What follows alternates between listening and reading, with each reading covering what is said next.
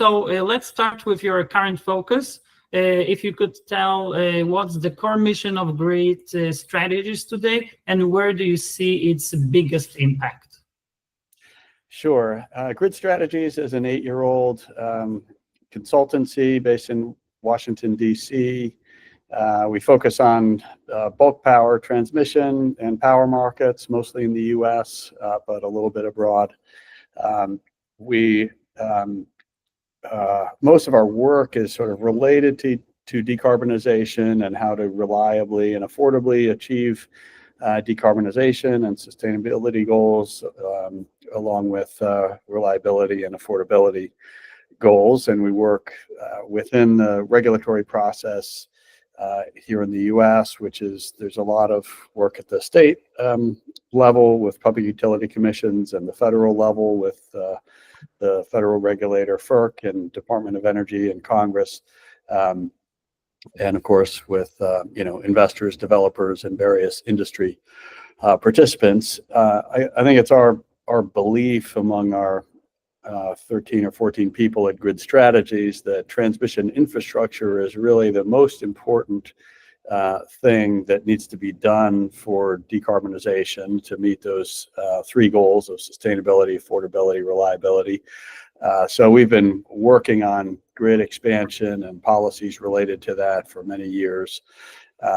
We're at a weird time in Washington. I think it's fair to say the Biden administration was trying to do a lot for the grid, both at FERC and DOE, and then there was a lot of effort in Congress. The Trump administration has not necessarily gone against the grid issues. Secretary Wright has listed transmission infrastructure as one of his 9 principles. But obviously things are very uncertain with, just even having employees at the grid deployment office and at permitting agencies and at FERC, and then, the various policies. So we're sort of trying to navigate that a little bit now, but at the same time, Grid Strategies is trying to put our, think tank type, like thought pieces, various white papers out into the world, which you can find on the Grid Strategies LLC.com website. Perfect. I can tell you from our experience, because I've been interviewing quite a few people in the past from the US. So Grid Strategies is not alone. There is a lot of uncertainty among all the companies, especially, for example, if they had governmental funding. Right now it's paused. So yes, everyone needs to adapt to those new conditions. Yeah. You've been also closely involved in the transition policy for years. What's the most urgent bottleneck right now when it comes to upgrading or expanding the US grid, in your view? Sure. I usually describe the barriers to transmission as the 3 Ps: planning, permitting, and paying. Paying, I'll talk about that first. I think that is the main one. That's the issue of who pays, which utility or a set of ratepayers need to pay for the upgrade and expansion of high voltage regional lines and plans, and interregional plans as well.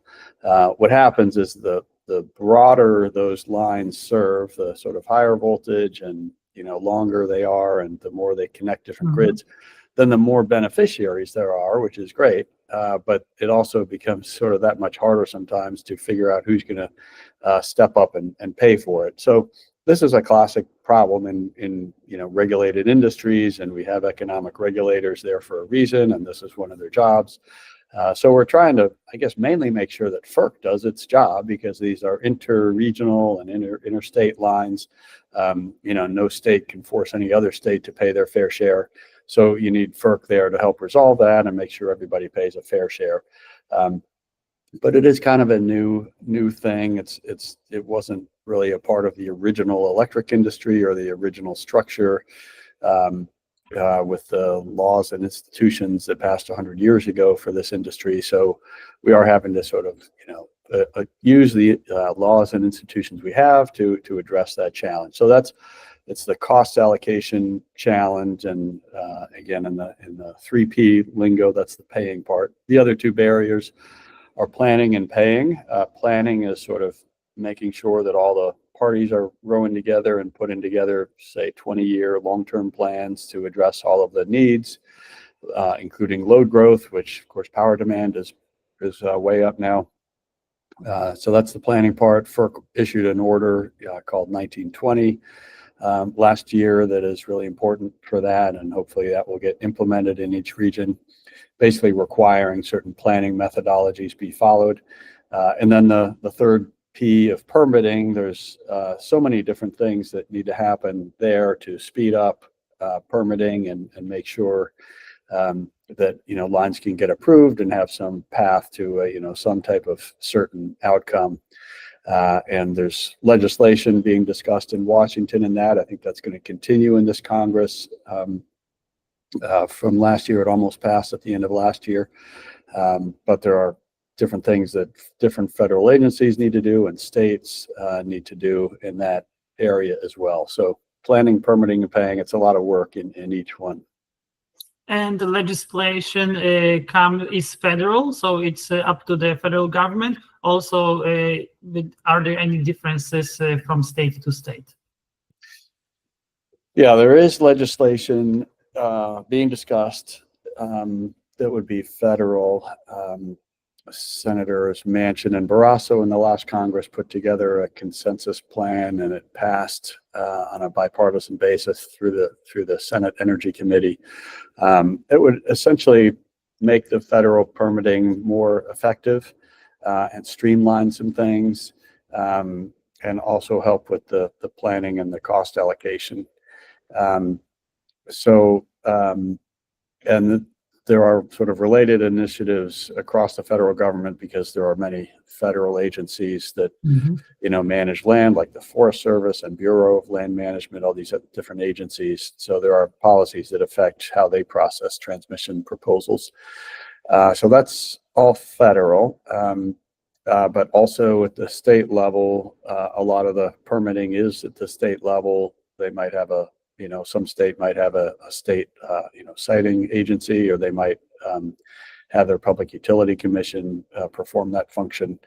But there is state and sometimes even county level approvals needed. Thank you very much for the clarification. And currently, many companies are required to meet decarbonization and sustainability targets, as you know. And what role does transmission policy help and play in helping them to meet these goals, or do you think actually it makes it harder? Transmission should help them meet their goals. For example, when they need to procure a certain amount of clean energy to, show what how clean or dirty their energy mix is, transmission should enable them to access more clean energy resources. So I would love for it to be the case for large energy buyers to take a much more direct role in transmission, maybe even helping build their own or at least just subscribe to the transmission capacity so that they can attribute it for their goals. Unfortunately, I don't think the carbon accounting works like that presently, but at least entities I think should support transmission policy, work with the utilities in the states in whatever region the usage takes place, to make sure that transmission moves forward, and then again that enables more clean energy access for their energy procurement. Thank you. And despite having institutional and large companies customers, do you also have small and medium-sized enterprises using your services? Grid Strategies as a consultancy will advise developers and investors, even consumers, large buyers as well as smaller, like consumer advocates. So entities that are, where electricity isn't their core business, but they're interested for their carbon purposes, their sustainability goals, we can help advise them. The electric industry is very complicated. We can try to simplify it and make it easier for people to understand. That's quite helpful. I really didn't know that even a private customer can reach out to you. for the services. That's great. And for companies trying to forecast energy cost or reliability as a part of the ESG or compliance strategy, what trends should they be watching in how power markets are evolving? Sure. Well, one dynamic, unfortunately, is that it looks like electricity costs are going up and rates are going up. And, it's probably, well, it's due to a combination of factors. Power demand growth is causing some of that. And just the cost and scarcity of electrical equipment. I'm talking about, cables, transformers, poles and wires, all of the electrical equipment that you need. We not only need that for this expansion of capacity, but just to replace a lot of the 60-plus-year-old equipment that is out there. So there are a lot of things driving, demand for those things, not that many places to procure them. And then obviously tariffs affect a lot of that equipment, just like they affect much of the rest of the economy. So, aluminum and steel, for example, the Trump administration is imposing tariffs on that. We'll see what happens, if those sustain, but obviously that would have a huge impact, raising price and costs and electricity rates. So that's, something to be aware of. The availability of low-cost wind and solar and carbon-free power for procurement is another thing to keep an eye on. If the tax credits get removed in this, budget bill, the Republicans in Congress and the Trump administration are looking at a bill affecting taxing and spending, and the tax credits for clean energy could be reduced or even potentially eliminated in that. And then if that happens, then the price of those things gets higher for those looking to procure that power. So that's another key dynamic to watch out for. Mm-hmm. Exactly. And while I was preparing for this interview, I found in a lot of sources they are mentioning that the grid enhancing technologies are often mentioned as a quicker fix than building new lines. Are we seeing meaningful adoption in your view, and what should businesses know about this shift? Yes, this is a great opportunity. It's really up to the owner of the transmission lines, whether and how much to deploy these technologies. Collectively, they tend to deliver more power over the existing network. So it's a very, affordable option. For example, one of them is dynamic line ratings, where if the wind is blowing across a transmission line, then it tends to be cooling it down. And if you cool the line down, then you can deliver a little more power without overheating. Okay, just a basic physical dynamic. And it turns out that in the past, we weren't enabling that extra capacity to be used. So it's capacity that physically exists, and we just need to monitor the line to really know at any given time if it's there. So that's the type of thing we're hoping utilities can, start pursuing more. They are taking steps to increase their monitoring and change their rating and review how they produced line ratings in the past, and then how they incorporate those line ratings into their system operation. So there is progress around the country on all those things that are sort of, laying the foundation for more use of grid enhancing technologies. At Grid Strategies, we did a lot starting 8 years ago to sort of bring this opportunity into the greater public attention, and to work with regulators to make sure that these options were being considered. And happily, there's a lot of attention around it now. There's still a little bit of a frustratingly slow pace because utilities don't necessarily benefit from deploying these technologies. And, it's never quite clear from the outside whether technology X would work on line Y. And so there's sort of never total consensus on the right place or how much to deploy them, but that's part of the work that that we do and help companies with. Thank you so much. And from a policy and market reform standpoint, You've already answered a little bit, but maybe you'll have other examples. What's one upcoming change that business leaders should have on their radar now and not wait until last minute? Yeah, well,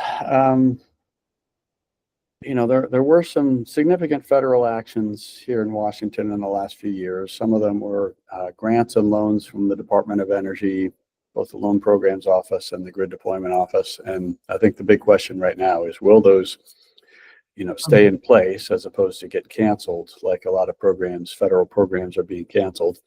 And then also at FERC with this Planning Order 1920, is that going to continue or get sort of indefinitely delayed or just bogged down, or will it proceed in some regions and not others? Those are like very key national questions to keep an eye on. And then looking a little bit more locally, I think a lot of important decisions get made in utilities, integrated resource plans when they go to their state regulator and say, here's what my power demand is, and here are the set of resources and amount of transmission that I need to meet that load. So that ends up being hundreds of integrated resource plans around the country. So a little bit harder to sort of keep track of or draw national trends, but Grid Strategies is involved in many of them, and keeping track of what's happening there will be important. Perfect. And as far as pricing is concerned, I can imagine that probably it's on a customer-to-customer basis, because every case is different.